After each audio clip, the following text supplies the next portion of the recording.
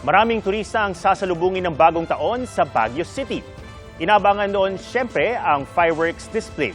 Saksi live si EJ Gomez. EJ?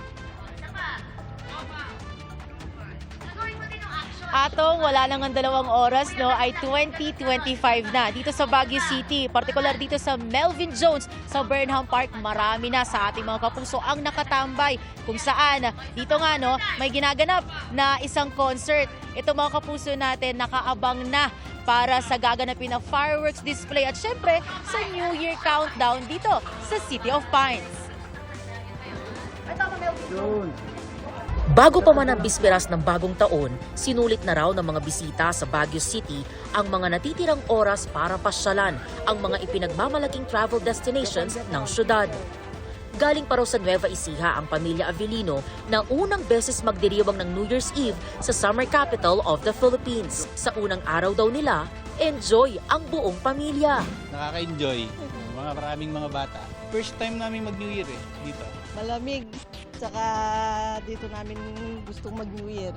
May ilan naman na bumisita sa Botanical Garden at doon nag-picture-picture with family. Galing kayo Manila Ayun, tas pasyal-pasyal ngayon. Okay naman, masaya. Yung mga bata, tuntua sila. Bumiyahe naman mula sa Binangonan, Rizal ang pamilya ni Lenny na hanggang January 2 raw mananatili sa Baguio City. Well, because of the weather and even if it's like a bit crowded, but the atmosphere is really nice and you can really feel the festive mood here in Baguio.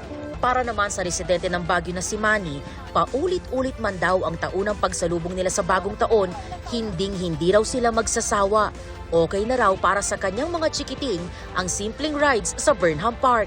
Masaya ma'am, masaya. Basta sa mga bata masaya.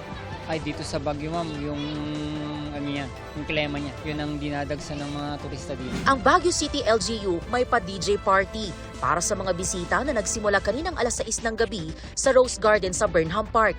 Sinundan naman ito ng concert sa Melvin Jones kung saan masasaksihan din ang inaabangang New Year's Eve fireworks display ng Baguio City.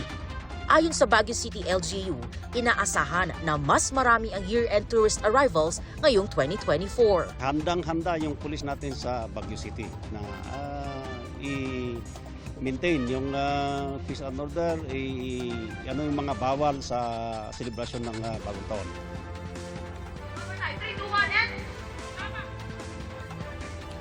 Atom, mahigpit na ipinagbabawal ang paggamit ng anumang uri ng paputok dito sa buong Baguio City. Kaya naman hinihikayat ng otoridad, partikular ng pulisya, ang publiko na umiwas na sa paggamit ng anumang paputok at gumamit na lang daw ng mga alternatibong pampaingay gaya na lang ng mga turotot para iwas disgrasya.